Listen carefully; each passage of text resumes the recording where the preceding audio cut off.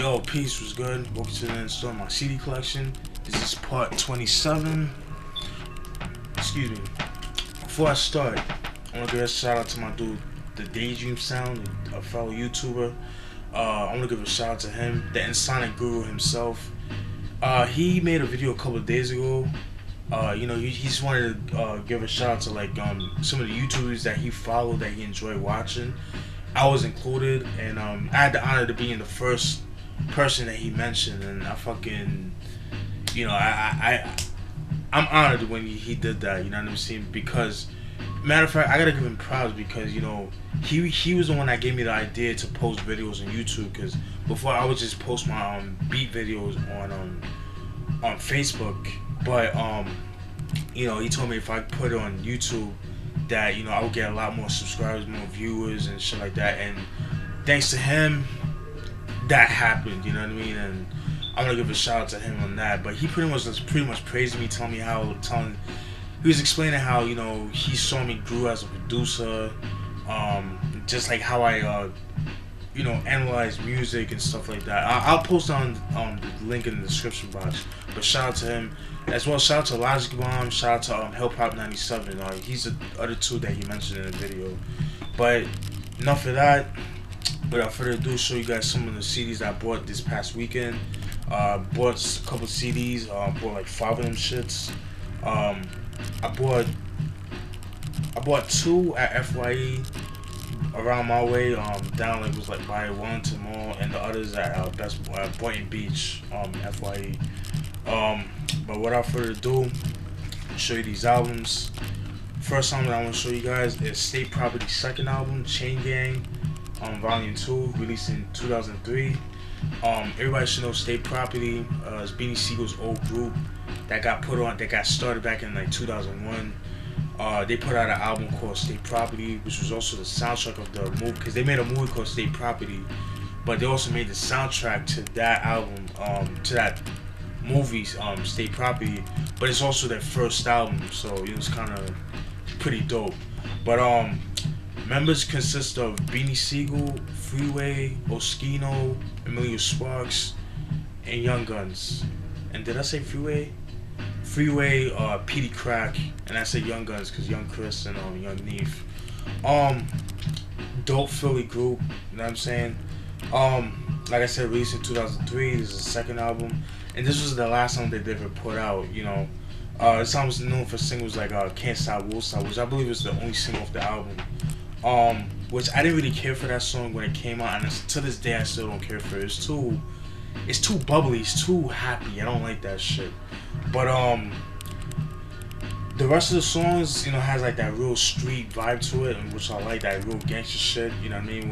When you play this album, like, it kind of brings me back to like, you know, 2003, 2004. It brings me back to my high school days. You know, when I used to rock the long white tees, the black tees and shit like that. The jeans, and you know, the blue jeans and the white Uptowns, or the Air Force Ones as some people call them.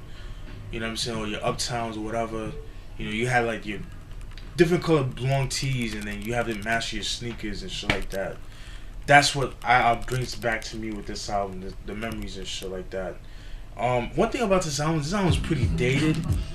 And what I mean by that, like, since it came out in 2003, it feels like back in 2003, which is, you know,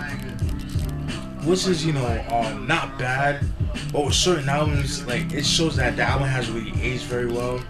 Like, you can tell it was made in 2003 just by the production and stuff like that.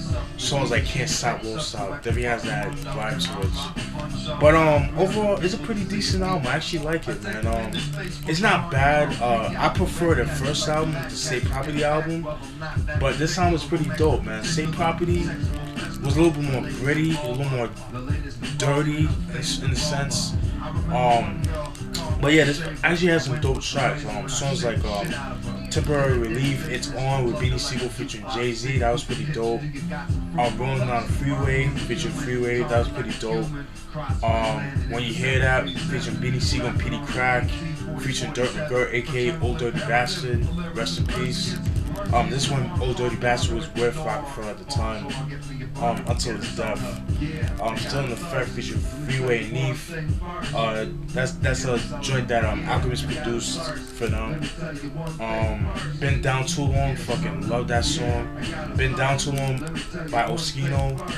It's pretty much Oskino just, you know, telling about his struggles and shit like that. That was pretty dope. I actually like that song. That's why he hasn't put out like a solo track. To me, he's like one of the best MCs in the group and stuff like that. At least to me, he is. Game, Game, another dope song by P.D. Crack, Beanie Siegel, and Young Chris, featuring Lil C's. Actually, Lloyd Banks actually made a freestyle to that same original that same beat of that song Game. It's a freestyle, so that came out back in the day. I heard it in a mixtape a while back. Just Another Nigga. See Clearly was like one of my other favorite tracks of the album. Overall, very dope album. Like I said, I do like the first song a little bit better, but then again, it's not bad. Could have been a little bit better. But it's not bad, you know what I mean? Like I said, it's a little dated. You could tell that it was made in 2003. But overall, it's not a bad album. I like it. Might not be for everybody's taste. You know, if you guys not into the whole Rockefeller hip hop, like, you know, Jay-Z, Beanie Siegel, Freeway, then you probably won't like this album. But if you like that, then you'll definitely enjoy this. This is Young Guns, Chain Gang, Vol.II, released in 2003. Then we got DJ Premier and Bumpy Knuckles, the Kolexxxion, or Freddie Fox as he's known as. For those who don't know who Bumpy Knuckles is, he's MC from Westbury, Long Island.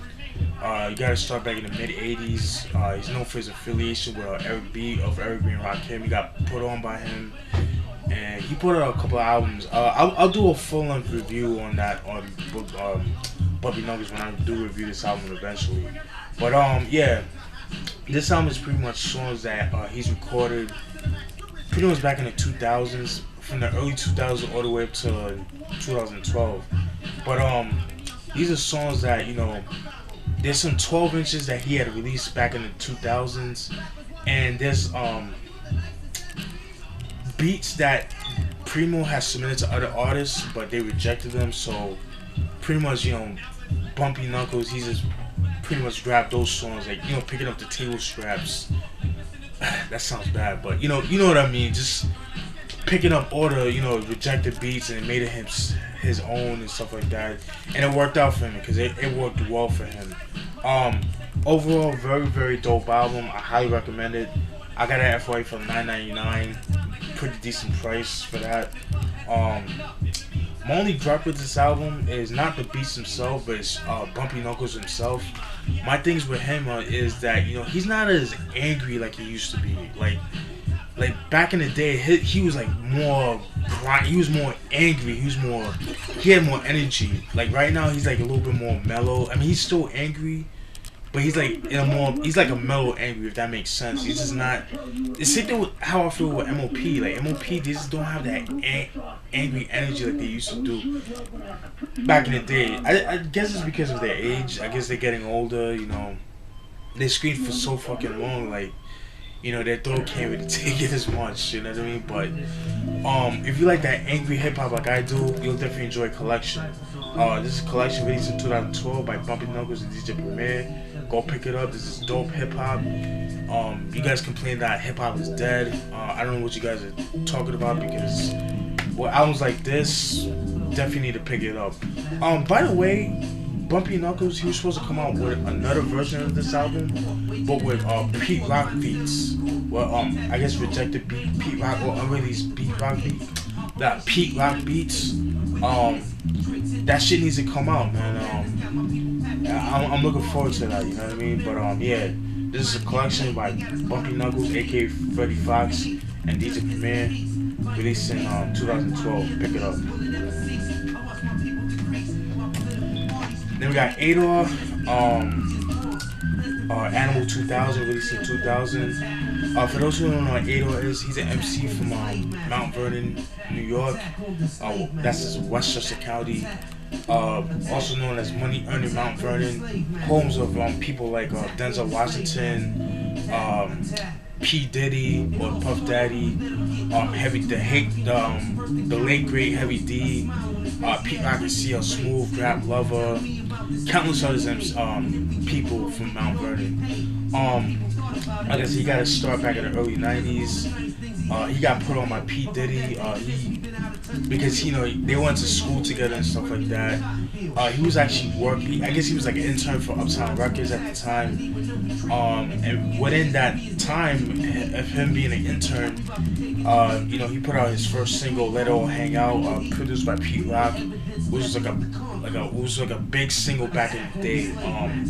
Very dope. There's a video for that. That song actually gave him a lot of buzz. That really gave him buzz and stuff like that. There's a video for that song, if I'm not mistaken. And then fast forward to 1994, he had to release his second single, "One for the Trouble," which was produced by K-Def and Marley Marl. But I think K-Def made the beat because you could tell the difference between K-Def and Marley Marl. You know what I mean? But whatever. Without near here to say. But that song was actually a promo for his album that was supposed to come out that year in '94 called "The Concrete." But that album was actually shelved. It never came out. It never saw the light of day. It was shelved due to politics and album politics and stuff like that. But however, there are promo copies, which I think it was like vinyl only, or I think they do have CDs, but like I said, they're like the promo versions, so they're not the actual retail versions. So but they are available online. But I seen them on vinyl for like at least $30, so expect to pay that much. You know what I mean? But overall, pick that up if you can find it. I do have a copy. I don't have a copy, but I did download it. Yeah, that was the only way I could get it. You know what I'm saying? I'm not gonna spend $30,000 on a vinyl or CD unless it's from the artist himself. You know what I mean? But anyways, then he had released another single back in 1996 called "Enter the Center," which was another Pete Rock produced joint. That was pretty good. It was pretty successful. And fast forward to 1998, he had put out in 1996, that same year, he was dropped off from Atlantic Records, and he made his own record label called True Rain Records. I think it's called, True Rain Records. And in 1998, he had released his album, Shock Frequency, which I don't have in my collection. That album is known for singles like The Rush, I believe, and it has a couple of songs from The Concrete. But the album is actually out of print. I don't own that in my collection. I do need to get it. Sorry if you heard my phone. My phone is finished charging. But anyways, and then in 2000 he had released this album, Animal 2000, released in 2000. This is actually his third album. Overall, this is actually a pretty decent album. You know what I mean? I like it a lot. Like I said, it's not his best album, but it's not his worst either. It's actually pretty good.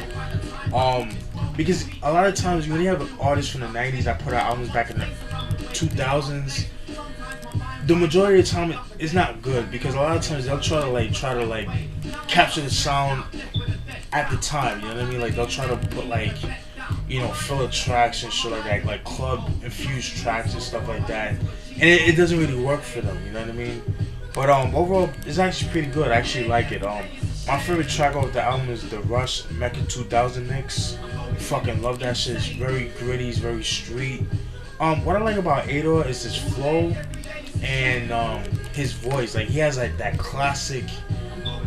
He's like one of those MCs that you would have heard back in the early '80s, like that real classic New York accent. That, because to me, niggas from New York from the 70s and the 80s, they have like a particular accent that, cats from New York now, they sound different. I don't know, it just sounds really different. You know what I mean? I don't know. It's hard to explain. Like, if all my New Yorkers would know what I'm talking about. But yeah, overall, fucking dope. This album's actually out of print, so you could find it, pick it up. I got it for $4.99. For Amazon, I seen it for the same price. I seen it for cheaper for like $2, $3, you know.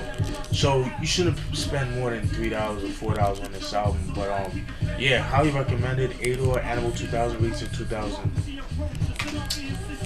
Then we got Redman's 6th album, Red Gone Wild, released in 2007. This was the first one they put out within 6 years, because after Malpractice, he had released in 2001, which I fucking hated. To me, that's like one of his worst albums in my opinion. Like I said, it's the 6th album. This album was actually supposed to come out back in 2004, but what ended up happening was, like I said, everybody knows he's under Def Jam Records, but the reason why he